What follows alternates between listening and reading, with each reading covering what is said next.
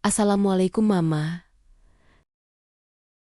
Di video kali ini, kita akan membahas salah satu tantangan terbesar dalam dunia parenting, yaitu tantrum. Hampir semua anak pernah tantrum, dan hampir semua mama pernah bingung harus bersikap bagaimana. Mama mungkin pernah merasa capek, kewalahan, atau bahkan frustrasi saat anak menangis keras, menjerit, berguling di lantai, atau tiba-tiba marah tanpa sebab yang jelas. Tapi tenang Mama, tantrum itu bukan tanda anak nakal. Justru tantrum adalah bahasa anak untuk menyampaikan emosi yang belum bisa ia ucapkan. Hari ini kita akan belajar cara menghadapi tantrum secara lembut, konsisten, dan penuh empati. Insya Allah, dengan teknik yang tepat, frekuensi tantrum bisa berkurang jauh, dan hubungan mama anak jadi lebih hangat dan sehat. Apa sebenarnya tantrum? Tantrum adalah luapan emosi besar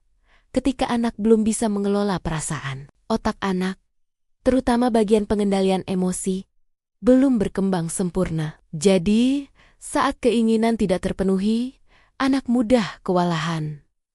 Dan ingat Mama, tantrum itu normal. Anak usia 1-5 tahun memang sedang belajar self-regulation, atau kemampuan mengatur emosinya. Sama seperti mereka belajar jalan, bicara, dan makan sendiri. Mengatur emosi juga butuh waktu dan latihan.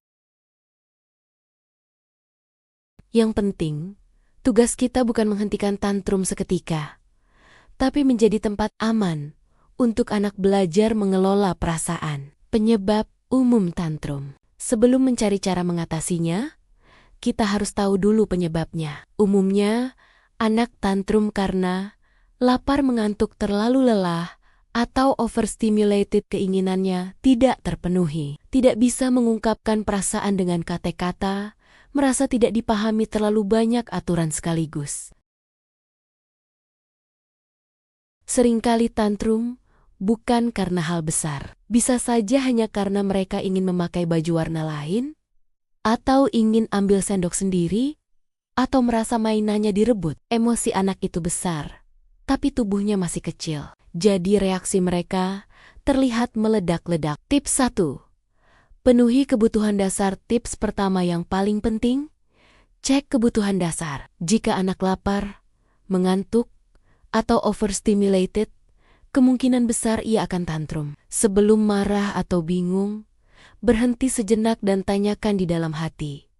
Apakah anakku capek? Apakah dia lapar?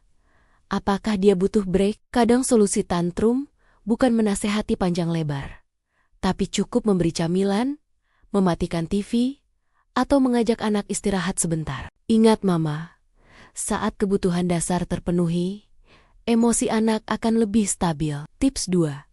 Validasi perasaan anak. Validasi artinya mengakui perasaan anak. Ini adalah teknik lembut yang sangat efektif mengurangi tantrum. Contohnya, kalau anak marah karena tidak boleh beli mainan, Mama bisa bilang, "Mama tahu kamu sedih karena ingin mainan itu. Tidak apa-apa kok merasa sedih." Kalimat sederhana seperti ini membuat anak merasa dipahami. Dan perasaan dipahami itu menenangkan. Hindari kalimat seperti, "Udah, jangan nangis. Gitu aja kok nangis." Atau, "Kamu tuh cengeng banget." Kalimat ini membuat anak merasa diabaikan, dan biasanya malah memperburuk tantrum. Saat anak divalidasi, emosinya turun pelan-pelan. Dan ketika emosinya menurun, ia lebih mudah diajak bicara. Tips 3. Turunkan level mata Mama ke level mata anak. Teknik kecil, tapi efeknya besar. Turun ke level mata anak. Duduk, jongkok, atau mendekat ke arah mereka saat berbicara. Kontak mata lembut membuat anak merasa aman. Kalau bicara dari atas sambil membentak, anak merasa terancam, dan tantrum bisa makin besar. Tapi kalau Mama mendekat, menatap lembut, dan mengajak bicara pelan, anak merasa ditenangkan. Dan itu mempercepat meredanya tantrum. Tips 4. Gunakan kata-kata sederhana dan lembut saat anak tantrum. Otaknya dalam mode fight or flight, artinya Mereka tidak bisa memproses kata-kata panjang. Gunakan kalimat pendek seperti, "Ayo tarik napas, Mama di sini, kamu aman. Kita tenang dulu ya." Kalimat pendek dengan nada lembut jauh lebih efektif daripada nasihat panjang-panjang. Ketika anak sudah tenang, barulah Mama bisa menjelaskan dengan lebih lengkap. Tips 5. Beri pilihan. Bukan larangan anak mudah tantrum kalau merasa tidak punya kontrol. Jadi salah satu teknik terbaik adalah beri pilihan sederhana.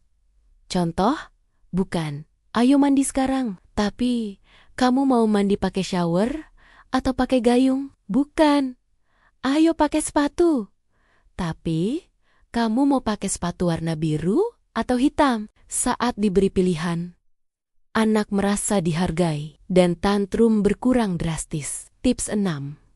Alihkan dengan aktivitas menenangkan.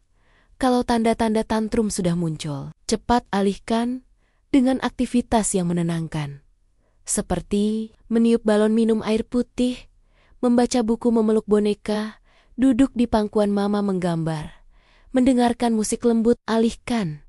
Bukan dengan marah, tapi dengan kelembutan. Anak belajar bahwa ada cara lain mengatasi emosi selain meledak. Tips 7.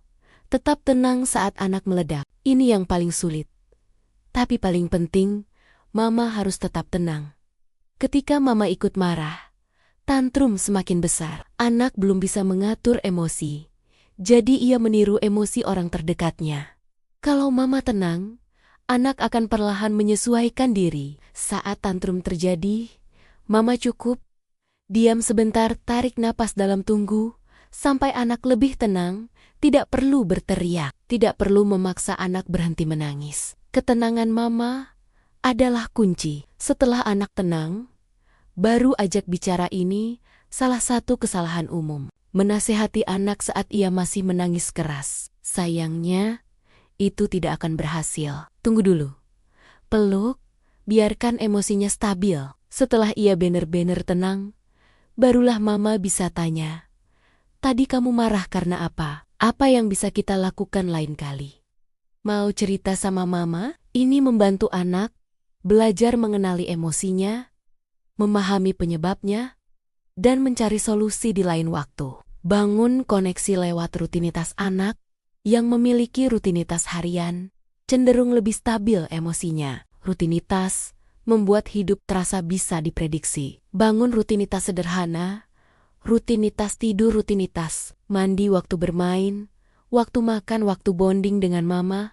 Ketika jadwal jelas, anak tidak kaget dan tantrum berkurang. Selain itu, jangan lupa 10-15 menit special time setiap hari. Ini waktu khusus Mama dan anak. Tanpa gadget, tanpa distraksi, hanya bermain bersama. Hubungan yang hangat akan memperkuat kemampuan anak mengelola emosi. Ajari anak menyebutkan emosi. Anak yang bisa menyebutkan apa yang ia rasakan, biasanya tantrumnya jauh lebih sedikit. Gunakan emotion cards atau gambar sederhana. Ajak anak menyebutkan marah, sedih, kecewa, takut, senang, bingung. Ajari juga kalimat sederhana.